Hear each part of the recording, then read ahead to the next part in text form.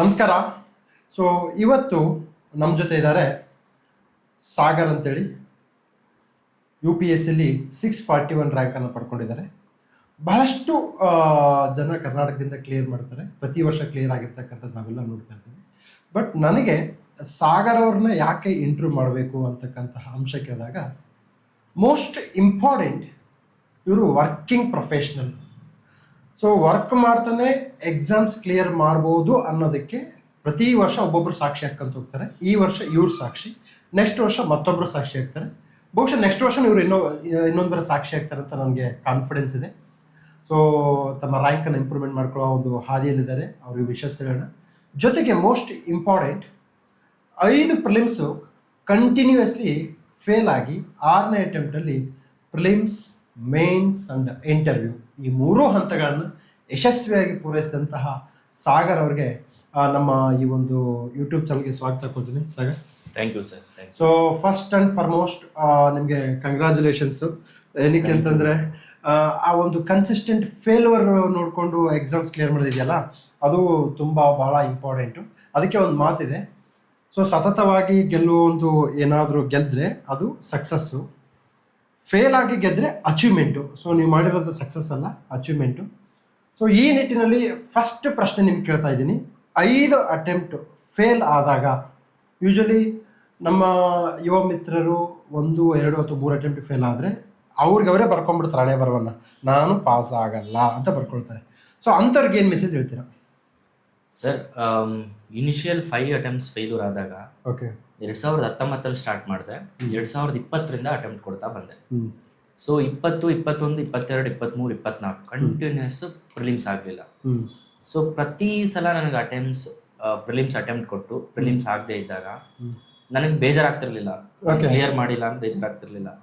ನನಗೆ ಇಷ್ಟು ಅಟೆಂಪ್ಟ್ಸ್ ಇದೆ, ನಾನು ವರ್ಕ್ ಮಾಡಬೇಕು, ನಂದು ನೆಗೆಟಿವ್ಸ್ ಏನಿದೆಯೋ ಆ ನೆಗೆಟಿವ್ಸ್ನ ವರ್ಕ್ ಮಾಡಬೇಕು, ಕ್ಲಿಯರ್ ಮಾಡಬೇಕು. ಅಂಡ್ ನನಗೆ ಹರ್ಡಲ್ ಆಗಿದ್ದು ಇಲ್ಲಿ CSAT 5 ಅಟೆಂಪ್ಟ್ಸ್ ಅಲ್ಲೂ ಕೂಡ ಆಲ್ಮೋಸ್ಟ್ CSAT ಪ್ರಾಬ್ಲಮ್ ಆಗ್ತಿತ್ತು. ಅಂಡ್ ನಾನು ಅದನ್ನ ವರ್ಕ್ ಮಾಡಬೇಕು, ಇಲ್ಲ ಮಾಡಬಾರ್ದು. ವರ್ಕ್ ಮಾಡಿದ್ರೆ ಕ್ಲಿಯರ್ ಆಗೇ ಆಗುತ್ತೆ. ಅಂಡ್ ಅದು ವರ್ಕ್ ಮಾಡಿದೀನಿ ಅಂತಂದ್ರೆ ನಂದು ಮೇನ್ಸ್ ಕ್ಲಿಯರ್ ಆಗುತ್ತೆ ಅನ್ನೋದು, ಅದನ್ನ ಇಂಟರ್ವ್ಯೂ ಕ್ಲಿಯರ್ ಆಗುತ್ತೆ ಅನ್ನೋದು ನನಗೊಂದು ಕಾನ್ಫಿಡೆನ್ಸ್ ಇತ್ತು. ಸರ್, ಸತತವಾಗಿ ಫೇಲ್ಯೂರ್ ಆಗ್ತಿದೆ ಅಂತಂದ್ರೆ ನಾವ್ ಯಾಕೆ ಫೇಲ್ಯೂರ್ ಆಗ್ತೀವಿ ಅಂತ ನೋಡ್ಕೋಬೇಕು. ಸೊ ಆ ಫೇಲ್ಯೂರ್ಸ್ನ ಸ್ಟೆಪ್ಪಿಂಗ್ ಸ್ಟೋನ್ ಮಾಡಿಕೊಂಡು ಮುಂದೆ ನಾವು ಸಕ್ಸಸ್ ಆಗಕ್ಕೆ ಆ ದಿನ ಬಳಸ್ಕೋಬೇಕಾಗತ್ತೆ. ಸೊ ಸುಮಾರು ಜನ ನೀವು ಹೇಳ್ದಂಗೆ 1, 2, 3 ಅಟೆಂಪ್ಟ್ಗೆ ನಾನು ಫೇಲ್ಯೂರ್ ಆಗಿದ ತಕ್ಷಣ ನನ್ನ ಕೈಯಲ್ಲಿ ಆಗಲ್ಲ. ಸರ್, ನನ್ನ ಕೈಯಲ್ಲಿ ಆಗಲ್ಲ ಅಂತ ಬಿಡ್ತಾರಲ್ಲ, ಅವರು ಆ ಬಿಡ್ಬೇಕಂತಂದ್ರೆ ಅವ್ರಿಗೆ ಒಂದು ಗುರಿನೇ ಇಲ್ಲ ಅಂತ ಅರ್ಥ, ಅದನ್ನ ಸಾಧಿಸ್ಬೇಕು ಅನ್ನೋ ಛಲನೇ ಇಲ್ಲ ಅಂತ ಅರ್ಥ. ಸೊ ನಾನು ಯಾಕೆ ಸ್ಟಾರ್ಟ್ ಮಾಡಿದೆ? ಸೊ 3 ಅಟೆಂಪ್ಟ್ ಮಾಡಿ ನಾನು ಎಕ್ಸಾಮ್ನ ಬಿಟ್ಬಿಡೋದೇ ಆದರೆ ನನ್ನ ಕೈಯಲ್ಲಿ ಆಗಲ್ಲ ಅಂತ ವೈ ಹ್ಯಾವ್ ಸ್ಟಾರ್ಟೆಡ್ ಅನ್ನೋದನ್ನ ಥಿಂಕ್ ಮಾಡಬೇಕು. ನಾನು ಪ್ರತಿ ಸಲ ಫೇಲ್ಯೂರ್ ಆದಾಗ why have started in the year 2019 ಅಂತ ಯೋಚನೆ ಮಾಡ್ತಿದ್ದೆ. ಪ್ರತಿ ಸಲ ಫೇಲ್ಯೂರು ವೈ ಹ್ಯಾವ್ ಸ್ಟಾರ್ಟೆಡ್ ಅನ್ನೋದನ್ನ ನೆನಪು ಮಾಡ್ಕೊಂಡಾಗ ಆ ನೆನಪು ಮಾಡ್ಕೊಂಡಿದ್ದು ಏನಾಗ್ತಿತ್ತು, ನನಗೆ ಪುಷ್ ಮಾಡ್ತಿತ್ತು, ಆ ಝೀಲ್ ಇತ್ತು. ಓಕೆ, ನಾನು ಯಾಕೆ ಸ್ಟಾರ್ಟ್ ಮಾಡಿದೆ, ನಾನು ಏನು ಮಾಡಬೇಕು ಅಂತ. ಸೊ ಅದು ಮುಂದಕ್ಕೆ ತಳ್ತಾ ಬರ್ತು. ಸೊ ನಾನು ಎಲ್ಲರಿಗೂ ಏನು ಹೇಳ್ತೀನಿ ಅಂತ ಅಂದರೆ, ನೀವು ಯಾಕೆ ಸ್ಟಾರ್ಟ್ ಮಾಡಿದಿರ ಅನ್ನೋದು ನೆನಪಿಟ್ಕೊಳ್ಳಿ. ಸೊ ಯಾಕೆ ಸ್ಟಾರ್ಟ್ ಮಾಡಿದಿರ ಅನ್ನೋದನ್ನ ನೆನಪಿಟ್ಕೊಂಡು ಅದೇ ನಿಮ್ಮ ತಲೆಯಲ್ಲಿ ಓಡ್ತಾ ಇದ್ರೆ ಅದನ್ನು ನಿಮ್ಮನ್ನ ನಿದ್ದೆ ಮಾಡಕ್ಕೆ ಬಿಡಲ್ಲ. ಸೊ ನೀವು ಏನು ಫೇಲ್ಯೂರ್ಸ್ ಆಗಿರ್ತೀರಾ ಅಥವಾ ಏನು ತಪ್ಪು ಮಾಡ್ತೀರಾ ಅದನ್ನು ಸ್ವ್ಯಾಟ್ ಅನಾಲಿಸಿಸ್ ಮಾಡಿಕೊಂಡು ಅದನ್ನು ನೀವು ಕರೆಕ್ಟಾಗಿ ವರ್ಕೌಟ್ ಮಾಡಿದ್ದೀರಾ ಅಂದರೆ ಡೆಫಿನೆಟ್ ಆಗಿ ಎಕ್ಸಾಮ್ ಕ್ಲಿಯರ್ ಆಗ್ತದೆ. ಓಕೆ ಸಾಗರ, ನನಗೆ ನನ್ನ ಎಕ್ಸ್ಪೀರಿಯನ್ಸ್ ಕೇಳಿದರೆ ನಾನು ಫಸ್ಟ್ 3 ಅಟೆಂಪ್ಟ್ ಪ್ರಿಲಿಮ್ಸ್ ಆಗಲಿಲ್ಲ. ಸೊ ನನ್ನ ಜೀವನದ ಪರಮ ಗುರಿ ಮೊದಲೇನಿತ್ತಂದರೆ ಪ್ರಿಲಿಮ್ಸ್ ಕ್ಲಿಯರ್ ಮಾಡೋದು ಮೊದಲ ಗುರಿ. Leave it about getting rank. I was so frustrated. ಅಂದರೆ ನನಗೆ ಏನಿಸ್ತಂತಂದರೆ, ಏನಪ್ಪ ಪ್ರಿಲಿಮ್ಸ್ ಇಷ್ಟು ಟಫ್ ಅನ್ನಿಸ್ತಿದೆ. ನನಗೆ ಗೊತ್ತಾಗುತ್ತೆ, ಇವತ್ತು ನೋಡಿ, ಇವತ್ತು ಯಶಸ್ಸಿನ ಸಾಧಕರಾಗಿದ್ದೀರಾ, ಇವತ್ತು ನೀವು ಹೇಳ್ತಕ್ಕಂಥ ಕ್ರಮ ಬೇರೆ ಇರುತ್ತೆ. ಬಟ್ ಆ ಪ್ರಿಲಿಮ್ಸ್ ರಿಸಲ್ಟ್ ನೋಡಿದಾಗ ನಿಮ್ದು ಲೀಸ್ಟಲ್ಲಿ ಇರೋಲ್ಲ ಅನ್ಸುತ್ತಲ್ಲ, ಆ ಕ್ಷಣದಲ್ಲಿ ಹೆಂಗಾಗ್ತಿತ್ತು? Yes sir. Sir, first initial honest ಆಗಿ ಹೇಳ್ಬೇಕಂದ್ರೆ ಇನಿಷಿಯಲ್ 3 ಅಟೆಂಪ್ಟ್ಸ್ ಇತ್ತಲ್ಲ, ಅಲ್ಲಿ ನನಗೆ ಪ್ರಿಲಿಮ್ಸ್ ಕ್ಲಿಯರ್ ಆಗದೆ ಇದ್ದಾಗ ಬೇಜಾರಾಗ್ತಿತ್ತು. ಹೌದು, 100% ಆಗುತ್ತೆ. ಇಷ್ಟೆಲ್ಲ ವರ್ಕ್ ಮಾಡ್ತಿದ್ದೀನಿ, ಕಂಪ್ಲೀಟ್ ಆಗಿ ಟೈಮ್ನ ಡೆಡಿಕೇಟ್ ಮಾಡ್ತಿದ್ದೀನಿ, ಆದ್ರೂ ಪ್ರಿಲಿಮ್ಸ್ ಕ್ಲಿಯರ್ ಆಗ್ತಿಲ್ಲ. ಸೊ CSAT ಇಷ್ಟು ಪ್ರಾಕ್ಟೀಸ್ ಮಾಡ್ತಿದ್ದೀನಿ, ಆದ್ರೂ ಆಗ್ತಿಲ್ಲ ಅಂತ. ಬಟ್ ಆ ಬೇಜಾರಾಗ್ತಿತ್ತು ಅಲ್ವಾ. ನಾನೇನ್ ಮಾಡ್ತಿದ್ದೆ, ಓಕೆ ನನಗೆ ಇಷ್ಟು ಅಟೆಂಪ್ಟ್ಸ್ ಇದೆ, ಇದು ನನಗೆ ಫೇಲ್ಯೂರ್ ಆಗಿದೆ ಅಂತಂದ್ರೆ ನಾನು ತಪ್ಪು ಮಾಡ್ತೀನಿ, ನಾನು ಎಲ್ಲೋ ತಪ್ಪು ಮಾಡ್ತೀನಿ.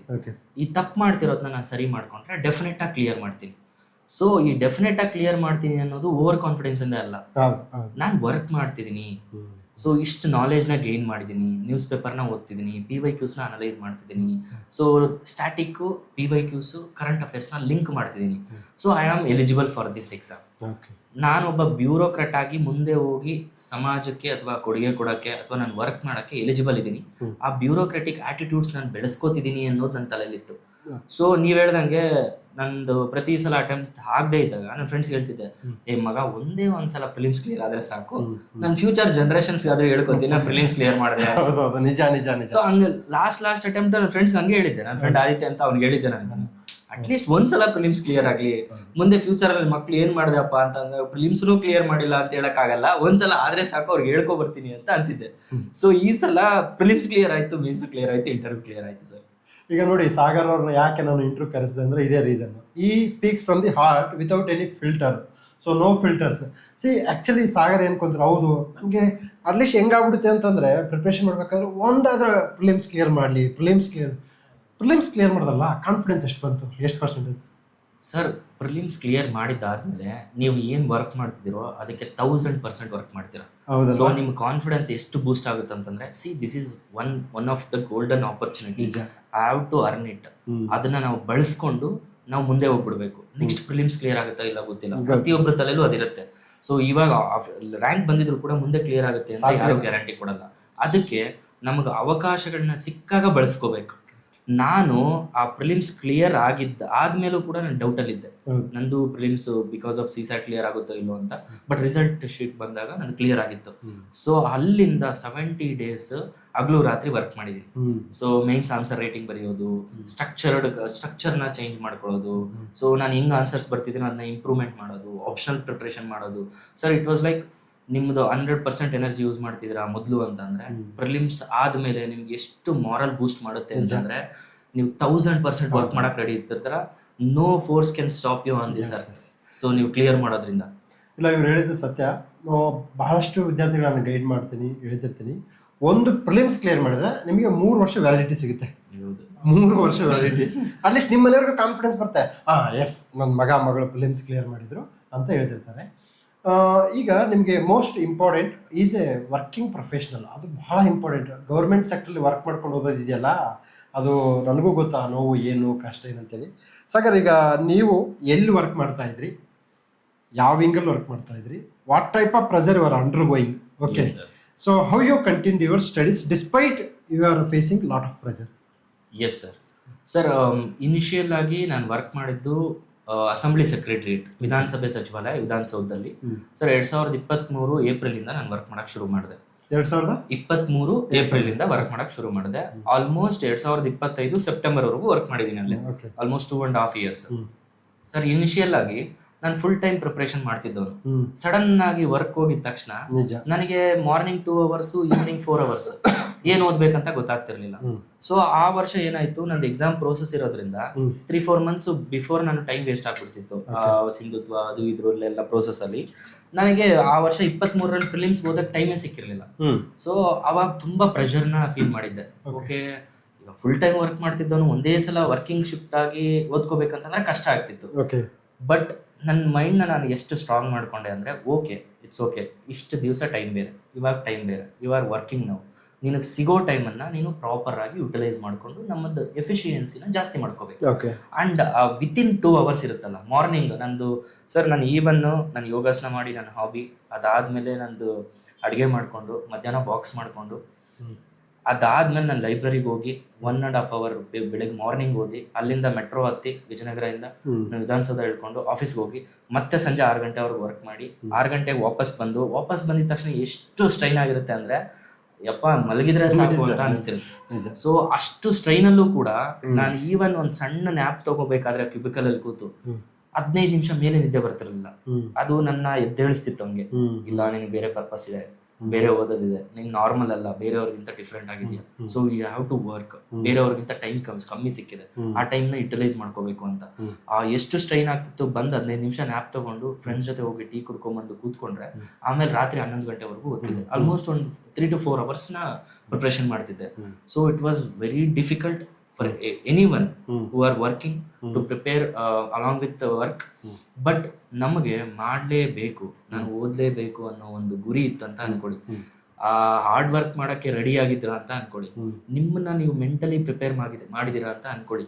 ಆ ಪ್ರೋಸೆಸ್ಗೆ ಡೆಫಿನೆಟ್ ಆಗಿ ನಿಮಗೆ 5 ಅವರ್ ನಿದ್ದೆನೆ ಸಾಕು, ಅಥವಾ 4 ಅವರ್ ನಿದ್ದೆನೆ ಸಾಕು, ನಿಮ್ಗೆ ಅದ್ರ ಮೇಲೆ ನಿದ್ದೆ ಬರಲ್ಲ. ಸೊ ನೀವು ವರ್ಕ್ ಮಾಡ್ತೀರಾ. ಇಲ್ಲ ಸರ್, ನಾನು ನನ್ಗೆ ಇದು ಏನು ಫಿನಾನ್ಷಿಯಲಿ ಸ್ಟೇಬಲ್ ಇದ್ದೀನಿ, ನಾನು ಆರಾಮಾಗಿ ಮೂವಿಗೆ ಹೋಗ್ಬೋದಿತ್ತು, ಫ್ರೆಂಡ್ಸ್ ಜೊತೆ ಹೋಗ್ಬೋದಿತ್ತು, ಟ್ರಿಪ್ ಹೋಗ್ಬೋದಿತ್ತು, ಫ್ಯಾಮಿಲಿ ಗ್ಯಾದರ್ಸಿಂಗ್ ಹೋಗ್ಬೋದಿತ್ತು, ಸೊ ಎಂಜಾಯ್ ಮಾಡ್ಬೋದಿತ್ತು. ಆದ್ರೆ ನಾನು ಅದಕ್ಕೆಲ್ಲದಕ್ಕೂ ಟೈಮ್ ಕೊಡದೆ. ವರ್ಕ್ ನಂದು, ಓದು, ಪ್ರೊಫೆಷನಲ್, ಪರ್ಸನಲ್, ಇದೆರಡನ್ನೂ ಪರ್ಸನಲ್ ಅಲ್ಲಿ ಬರೀ ಓದು, ಬೇರೆ ಏನೂ ಇಲ್ಲ. ಸೊ ಇದೆರಡನ್ನೂ ಮಾಡಿದ್ದಕ್ಕೆ ಎಕ್ಸಾಮ್ ಪ್ರೋಸೆಸ್ನ ಏನಂತಾರೆ ಬೇಗ ಕ್ಲಿಯರ್ ಆಗೋ ಚಾನ್ಸಸ್ ಸಿಕ್ತು. ಇನ್ನೊಂದು ಏನಂತಂದ್ರೆ ಇನಿಷಿಯಲ್ 3 years ಒಳ್ಳೆ ಬೇಸ್ ಸಿಕ್ಕಿತ್ತು ನನಗೆ. ಫಸ್ಟ್ ಕಂಪ್ಲೀಟ್ ಆಗಿ ಪ್ರಿಪರೇಷನ್ ಮಾಡಿದ್ದಾಗ ಬೇಸ್ಮೆಂಟ್ ಸಿಕ್ಕಿತ್ತು, ಎಲ್ಲ ಸ್ಟ್ಯಾಟಿಕ್ ಪಾರ್ಟ್ನ ರಿವಿಷನ್ ಮಾಡಿದ್ದೆ. ನಾನು ಆಫ್ಟರ್ ವರ್ಕ್ ಹೋದ್ಮೇಲೆ ನನಗೆ ಅಷ್ಟು ಓದೋ ಅವಶ್ಯಕತೆ ಇರಲಿಲ್ಲ. 12 hours ನನ್ನ ಎಫಿಷಿಯನ್ಸಿನ ಇಂಪ್ರೂವ್ ಮಾಡಿಕೊಂಡು ಜಸ್ಟ್ 6 hours ಅಥವಾ 4 to 6 hours ಅಲ್ಲಿ ನ್ಯೂಸ್ ಪೇಪರ್ನ ಓದಿ ಅಲ್ಲಿ ಬರೋಂತಹ ಐ ಈಲ್ಡಿಂಗ್ ಟಾಪಿಕ್ಸ್ನ ತೆಗೆದು ನಾನು ಕರೆಂಟ್ ಅಫೇರ್ಸ್ಗೆ ಇದು PYQs ಲಿಂಕ್ ಮಾಡಿ ಸ್ಟ್ಯಾಟಿಕ್ ಲಿಂಕ್ ಮಾಡ್ಕೋತಿದ್ದೆ. ಸರ್, ನಾನು ಇವತ್ತು I can proudly say that ನಾನು ನ್ಯೂಸ್ ಪೇಪರಿಂದಾನೆ ಎಕ್ಸಾಮ್ ಕ್ಲಿಯರ್ ಮಾಡಿದ್ದೀನಿ. ನಾನು ಯಾವುದು ಮ್ಯಾಗ್ಝಿನ್ ಓದೋನಲ್ಲ. ಆಫ್ಟರ್ 2023 ನನಗೆ UPSC ಪಲ್ಸ್ನ ಅರ್ಥ ಮಾಡ್ಕೊಂಡೆ. ನಾನು ಹೇಳೋದೇನಂತಂದ್ರೆ ಎಲ್ರಿಗೂ, ಯಾವುದೇ ಎಕ್ಸಾಮ್ ಇರಲಿ, ಆ ಎಕ್ಸಾಮಿನೇಷನ್ ಪ್ರೋಸೆಸ್ನ ಅರ್ಥ ಮಾಡ್ಕೊಳ್ಳಿ, ಆ ಎಕ್ಸಾಮ್ ಏನ್ ಬೇಕು ಅನ್ನೋದನ್ನ ಅರ್ಥ ಮಾಡ್ಕೊಳ್ಳಿ, ಅದ್ರ ತಕ್ಕಂತೆ ವರ್ಕ್ ಮಾಡ್ತಾ ಹೋಗಿ ಡೆಫಿನೆಟ್ ಆಗಿ ಎಕ್ಸಾಮ್ ಕ್ಲಿಯರ್ ಆಗುತ್ತೆ. ನೋಡಿ, ಈಗ ಇವ್ರು ಹೇಳಿದ ಇಡೀ ಕ್ರಕ್ಸು ಎಲ್ಲ ಬಹುಶಃ ಎಲ್ಲ ಸಕ್ಸಸ್ ಆಗೋರ ಜೊತೆ ಒಂದೇ ಮೈಂಡ್ ಸೆಟ್ ಇರುತ್ತೆ. ಟೋಲ್ಡ್ ವರ್ಡ್ ಮೈಂಡ್ ಸೆಟ್ಟು, ನಮ್ಮ ಮೈಂಡ್ ತುಂಬ ಸ್ಟ್ರಾಂಗ್ ಇರಬೇಕಂತ. ಸೆಕೆಂಡ್ ಥಿಂಗ್ ತುಂಬ ಚೆನ್ನಾಗಿದೆ, ನನಗೆ 3 ವರ್ಷ ಆಲ್ರೆಡಿ ನನಗೆ ಬೇಸಿಕ್ಸ್ ತುಂಬ ಸ್ಟ್ರಾಂಗ್ ಆಗಿ ತಿಳ್ಕೊಂಡಿದ್ದೆ ಅಂತ ಹೇಳಿದರು. ಥರ್ಡ್ ಥಿಂಗ್ ನಾನು ಅಬ್ಸರ್ವ್ ಮಾಡಿದ್ದೇನಂತಂದರೆ, ಇವರಿಗೆ ಕೆಲಸ ಆದಮೇಲೆ ಪರ್ಸ್ನಲ್ ಟೈಮಲ್ಲಿ ಓದೋದೇ ಫಸ್ಟ್ ಪ್ರಿಯಾರಿಟಿ ಇತ್ತು, ಮೋಸ್ಟ್ ಇಂಪಾರ್ಟೆಂಟ್. ನನಗೆ ಎಲ್ಲರಿಗೂ ನಿಮ್ಗೆ ಹೇಳ್ತಾ ಇದ್ದೀನಿ, ಇವರು he has began is journey in 2019 and you got into the department in 2023. So almost 3 to 4 years ಅಲ್ಲಿ ಜಾಬ್ ತೊಗೊಂಡಿದ್ದಾರೆ. ನಾನು ಎಲ್ರಿಗೂ ಇವತ್ತು ಹೇಳ್ತಾ ಇದ್ದೀನಿ, ನೀವು ಓದೋಕ್ಕೆ ಸ್ಟಾರ್ಟ್ ಮಾಡಿ 3 ರಿಂದ 4 ವರ್ಷದೊಳಗಡೆ ಒಂದು ಜಾಬ್ ತೆಗೆದುಕೊಳ್ಳೇಬೇಕು. ಈ UPSC KPSC ಎಕ್ಸಾಮ್ಸಿಗೆ ಬರ್ತಕ್ಕಂಥವ್ರು lower middle class, maximum middle class, upper middle class ಸಹ ಬರಲ್ಲ ಇಲ್ಲಿ, ಲೋಯರ್ ಮಿಡಲ್ ಕ್ಲಾಸ್ ಅವರೇ ಬರ್ತಿರ್ತಾರೆ. You have to secure your job within 3 to 4 years. So ನನಗೂ ಭಾಳ ಬಾರಿ ವಿಜಯವಾಣಿಯವ್ರ ಪ್ರಶ್ನೆ ಕೇಳಿದ್ರು, ಸರ್ ನಿಮಗೆ IAS ಕ್ಲಿಯರ್ ಮಾಡೋದು ನಿಮ್ಮದು ಪ್ಲಾನ್ ಎ ಇತ್ತಾ ಅಥವಾ ಪ್ಲಾನ್ ಬಿ ಇತ್ತು ಅಂತ ಕೇಳಿದ್ರು. ಫಸ್ಟ್ ಫ್ಯೂ ಇಯರ್ಸ್ ನನಗೆ ಜಾಬ್ ತೊಗೊಳ್ಳೋದೇ ಪ್ಲಾನ್ ಎ ಇತ್ತು. ಆಮೇಲೆ UPSC ಜಾಬ್ ತೊಗೊಂಡ್ಮೇಲೆ ಪ್ಲಾನ್ ಎ UPSC ಆಯಿತು. It's a practical life. ಏನಕ್ಕೆ ಅಂತಂದರೆ ಲಾಂಗಲ್ಲಿ ನಮ್ಗೆ ಓದ್ಸೋಕ್ಕಾಗಲ್ಲ. ನೀವು 5 to 6 years ಆಯಿತು ಇನ್ನೂ ಓದ್ತಾ ಇದ್ದು, ನೀವು ಅಟ್ಲೀಸ್ಟ್ ಡಾಕ್ಯುಮೆಂಟ್ ವೆರಿಫಿಕೇಷನ್ಗೂ ಹೋಗಿ ಬಂದಿಲ್ಲ. ಇವರು ಪ್ರಿಲಿಮ್ಸ್ ಕ್ಲಿಯರ್ ಮಾಡಿಲ್ಲ, ಬಟ್ ಈ ಗಾಟ್ ದಿ ಜಾಬ್. ಅಂದರೆ ಏನಾಗುತ್ತೆ, ಇವರು ಪ್ರೋಸೆಸ್ಸಲ್ಲಿ ಇದ್ದಾರೆ ಅಂತ ಅರ್ಥ. ಸೆಕೆಂಡ್ ಥಿಂಗ್ ಹೇಳಿದ್ರು, ಇವರು ಪಲ್ಸ್ ಅರ್ಥ ಮಾಡ್ಕೋಬೇಕಂತ, ಭಾಳ ಇಂಪಾರ್ಟೆಂಟ್ ಇದು ಪಲ್ಸ್. ಇವರು ಹೇಳ್ಬೋದು, ಇವ್ರು ನೋಡಿ, ನಾನು UPSC ಓದ್ತಿದ್ದೀನಿ, ನಾನು IAS ಎಕ್ಸಾಮ್ಗೆ ಓದ್ತಿದ್ದೀನಿ, ನಾನು C ಗ್ರೂಪ್ ಎಲ್ಲ ಓದಲ್ಲ ಬರೆಯಲ್ಲ ಅಂತ ಮೈಂಡ್ ಸೆಟ್ ಇಲ್ಲ. ಇಲ್ಲ, ಖಂಡಿತ ಇಲ್ಲ. ನನ್ನ ಎಫಿಷಿಯನ್ಸಿನ ಜಾಸ್ತಿ ಮಾಡ್ಕೋಬೇಕು. ಈ ಜರ್ನಿಯಲ್ಲಿ ನಾನು ಎಷ್ಟಾಗುತ್ತೋ ಅಷ್ಟು ಹೈಯರ್ ಪೊಸಿಷನ್ಗೆ ಹೋಗ್ತಾ ಇರಬೇಕು. And I have achieved it. ನಾನು ಗ್ರೂಪ್ ಸಿ ಅಲ್ಲೇ ಜೂನಿಯರ್ ಅಸಿಸ್ಟೆಂಟ್ ಆಗಿದ್ದವನು ನೆಕ್ಸ್ಟ್ PSI ಆದೆ. ಅದು ಗ್ರೂಪ್ ಸಿನೇ ಆದ್ರೂ ಕೂಡ highest level group C. Then ನಾನು ತುಂಬಾ backward class welfare officer KS main select ಆಗಿದ್ದೀನಿ ಇವಾಗ. ಸೊ UPSC 641 ರ್ಯಾಂಕ್ ಬಂದಿದೆ. ನಾನು ಯಾವತ್ತೂ ಕೂಡ ಓಕೆ ಇದಿಂತ ಅಲ್ಲ, ನಂದು ಕೇಪಬಿಲಿಟಿ ಇಷ್ಟಿದೆ, ನಾನು ಗ್ರೂಪ್ ಸಿ ಅಲ್ಲಿ ಇರಬೇಕಾಗಿರೋನಲ್ಲ, ನಾನು ಅಚೀವ್ ಮಾಡಿದ್ದೀನಿ, ಬಟ್ ಮುಂದಕ್ಕೆ ಹೋಗ್ಬೇಕು ಅಂತಾನೆ ನಾನು ಓದ್ತಾ ಹೋದೆ. ಸೊ ಅದರಿಂದನೇ ಜೂನಿಯರ್ ಅಸಿಸ್ಟೆಂಟ್ ಆದ್ಮೇಲೆ PSI ಆಯ್ತು, KS ಪ್ರಿಲಿಮ್ಸ್ ಆಯ್ತು, ಮೇನ್ಸ್ ಆಯ್ತು, ನಾವು UPSC ಕೂಡ ಕ್ಲಿಯರ್ ಆಯ್ತು. ಸೊ ಆ ತರ ಮೈಂಡ್ ಸೆಟ್ ಇದ್ರೆ ನಾನು ಮುಂದಕ್ಕೆ ಹೋಗ್ಬೇಕು, ಪ್ರೋಗ್ರೆಸಿವ್ ಆಗಿರ್ಬೇಕು ಲೈಫಲ್ಲಿ, ಅದಕ್ಕೆ ನಾನು ಕಷ್ಟಪಡಕ್ಕೆ ರೆಡಿ ಇದ್ರೆ ಡೆಫಿನೆಟ್ ಆಗಿ ನಾವು ಮುಂದಕ್ಕೆ ಹೋಗ್ತೀವಿ. ಹೈಟ್ ಅಂದ್ರೆ ನಮ್ಗೆ ಎಷ್ಟಾಗುತ್ತೋ ಅಷ್ಟು ಉತ್ತುಂಗಕ್ಕೆ ಇರ್ತಾ ಹೋಗ್ತೀವಿ. ಆ ಮೈಂಡ್ ಸೆಟ್ ಬೆಳೆಸ್ಕೊಂಡ್ರೆ ಡೆಫಿನೆಟ್ ಆಗಿ ನಾವು ಒಳ್ಳೆದನ್ನ ಸಾಧನೆ ಮಾಡ್ಬೋದು.